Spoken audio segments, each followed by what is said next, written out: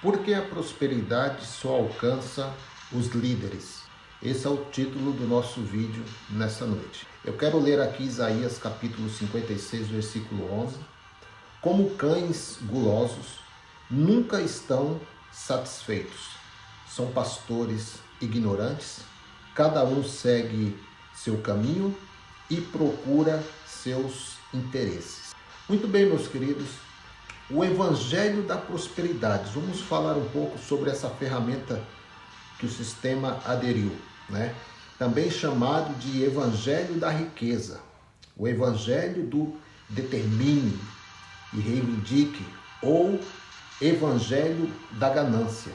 É uma das ênfases que mais cresce nas chamadas igrejas contemporâneas. Inicialmente, proeminente em igrejas, né? Quando eu falo igreja, eu falo templos, igrejas pentecostais e carismáticas, né? Agora está determinada por várias denominações e tradições eclesiásticas. Então isso correu, porque isso gera um bom rendimento na conta bancária dos líderes, né? Então o evangelho concentra-se basicamente em posses materiais, bem-estar físico e sucesso nesta vida material, e que inclui principalmente recursos materiais abundantes, roupas caríssimas, casas, mansões, né? E por aí vai, carros blindados, aviões e promoções, né, no trabalho, sucesso nos negócios, bem como outras ambições da vida, que não é errado, mas isso aí você adquire com o trabalho, não precisando entrar nesses lugares. Então, esse evangelho afirma que os crentes têm direito de exigir, têm direito às bênçãos, às riquezas, e que podem obter essas bênçãos mediante confissões, votos, né? São confissões positivas de fé e do semear, colher, pelo pagamento fiel dos dízimos, das ofertas, desafios, dos envelopes de votos, por aí vai. Então a pergunta que eu faço é: por que só se vê os líderes, ou só os líderes são vistos como vencedores nessa teologia da prosperidade? Meus queridos, cada membro adicionado ao rol de membro é uma porcentagem a mais para o líder, é 10% a mais. Ele vê assim. Porém, um início de declínio financeiro para o membro recém-chegado, né? Para o líder é 10% a mais, para o membro é 10% a menos. Pois agora o seu salário já não é mais 100%, e sim 90%, fora as ofertas, os votos, né, os desafios. E com certeza essas coisas começarão a fazer parte da sua caminhada nesses lugares que eles intitularam de igreja e que está registrado em cartório, né? Então todo voto que você faz ou desafio, esse número está em uma corda bamba para você. Mas para o líder já é um número positivo em sua conta bancária. Se você não receber a vitória, ele já tem um escape. Você quebrou a campanha, você não teve fé, você não fez direitinho como devia ter feito, e por aí vai, outras e outras e outras desculpas. Mas para ele deu certo, tudo deu certo. E com isso vai crescendo e multiplicando os seus bens e a sua conta bancária, e vão abrindo os seus pontos por aí, né? Mas Jesus, o que Jesus diz? Jesus nunca prometeu prosperidade financeira aos seus discípulos. Aonde que eles se baseiam? Não sei. Mateus capítulo 10, versículo 8. Curem os doentes, ressuscitem os mortos, purifiquem os leprosos e expulsem os demônios. Deem de graça. Não, essa palavra eles não conhecem, pois também de graça vocês receberam. Eles todos receberam de graça, como nós recebemos. Só que eles colocam preço em tudo. Mateus capítulo 10, versículo 9. Não possuais ouro, nem prata, nem cobre em vossos cintos. Versículo 10. Nem alforjes para o caminho, nem duas túnicas, nem sandálias, nem cajado, porque digno é o operário do seu alimento. Ou seja, aonde eles estariam hospedados, eles teriam o direito do alimento para passar ali uma noite, 2 noites, né? Gênesis capítulo 3, versículo 19. Do suor do teu rosto comerás o teu pão, do suor do teu rosto, não do rosto do teu próximo, até que se tornes a terra, porque dela foste tomado, porquanto és pó, e em pó te tornarás. Então, meus queridos, o que temos visto hoje em dia é uma oposição ao Evangelho ou às Escrituras. Esses homens não têm limites, não se fartam, não têm pena dos membros, dos menos favorecidos, querem arrancar toda a lã sem dó. 2 de Pedro, capítulo 2, versículo 3. Em sua ambição pelo dinheiro, eles são ambiciosos. Esses falsos mestres vão explorar vocês, contando historinhas inventadas. Mas faz muito tempo que o juiz está alerta e o destruidor deles está bem acordado. Pouco a pouco, eles estão acordando. Pouco a pouco, um ou outro está saindo do meio desse abate. Então, ao descrever a cristandade, Paulo diz que nos últimos dias os homens serão egoístas, avarentos, ou gananciosos, ou presunçosos, arrogantes. Segunda Timóteo, capítulo 3, do 1 ao 9. Então, a lista de adjetivos continua e diz também que eles fazem como os magos de Faraó. Vocês lembram? Que imitavam os sinais que Deus fazia por meio de Moisés.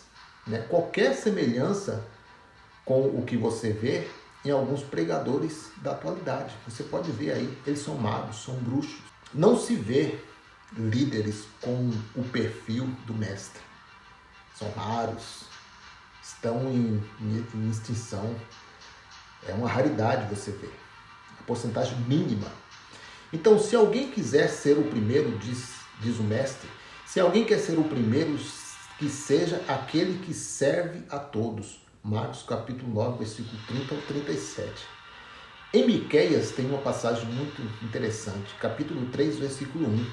Escutem, líderes e autoridades de Israel, vocês deviam praticar a justiça. Versículo 2. E, no entanto, odeiam o bem e amam o mal. Vocês tiram a pele do meu povo e arrancam a carne dos seus ossos. Versículo 3. Vocês devoram o meu povo, arrancam a pele, quebram os ossos e cortam a carne em pedaços, como se faz com a carne que vai ser cozinhada. É isso que nós temos visto hoje. Nada, meu querido, é novo. Olha aí, meu querido, tudo se repete. Nada é novo. Eles seguem aí, manipulando, extorquindo, arrancando a lã, sem pena, sem piedade. Eclesiastes capítulo 1, versículo 9. O que tem sido, isso é o que há de ser. E o que se tem feito, isso se tornará a fazer. Nada há que seja novo debaixo do sol. Versículo 10. Há alguma coisa que se possa dizer, vê, isto é novo? Ela já existiu nos séculos que foram antes de nós. Então, meu querido, tudo que você vê hoje no sistema religioso são reflexos desses falsos líderes que existiram na primeira era. Então, o falso profeta sempre ele inventa uma causa nobre que precisa ser ajudada, né? Sempre tem aquela conversa. Essa causa nobre pode ser, e eu vou até deixar aqui uma lista aqui, né? Então vejamos aqui algumas desculpas mal intencionadas por alguns líderes. Eles dizem que é para os pobres, as ofertas são para os pobres, os dízimos, né, são para a ajuda dos órfãos. Ajude-nos a alimentar e vestir os pobres, os desamparados. Ajude-nos a sustentar creches, asilos, orfanatos, etc. O próximo, ajude-nos a manter no ar nosso programa de rádio ou de televisão. Desse jeito você fará com que outras pessoas também nos ouça e sejam abençoadas. Então, são falácias, né? Eles não fazem nada disso. Eles apenas mexem no emocional da pessoa, porque sabe que o povo tem um coração bom, né? Eles falam do reino de Deus. Não é para mim que vocês estão dando, é para Deus. Ou até mesmo a própria pessoa que dá o presente ou a oferta, exercite a sua fé, entregue para mim seus dízimos e ofertas que Deus vai lhe devolver em dobro. Por que ele não pede ajuda para Deus? Por que ele não pede dinheiro para Deus? Porque quando se trata de ajuda, ele pede para os membros orar a Deus. Então, muito cuidado, meus queridos. Examinai as escrituras. Cuidado com esses homens, eles são terríveis. Atos dos Apóstolos, capítulo 20, versículo 29. Sei que depois da minha partida, lobos ferozes penetrarão no meio de vocês e não pouparão o rebanho. Paulo, meu querido, quando ele estava já no final da sua carreira, né, já no final do seu ministério, ele sabia, tinha certeza, ele já observava que após a sua partida, né, após o partir da sua vida biológica, lobos ferozes se infiltraria no meio do povo de Deus e despedaçaria sem piedade. Homens devoradores, homens que não têm nenhuma justiça em si, são homens impiedosos, homens que objetivam somente lucros, homens que você só é bom quando está lá dentro.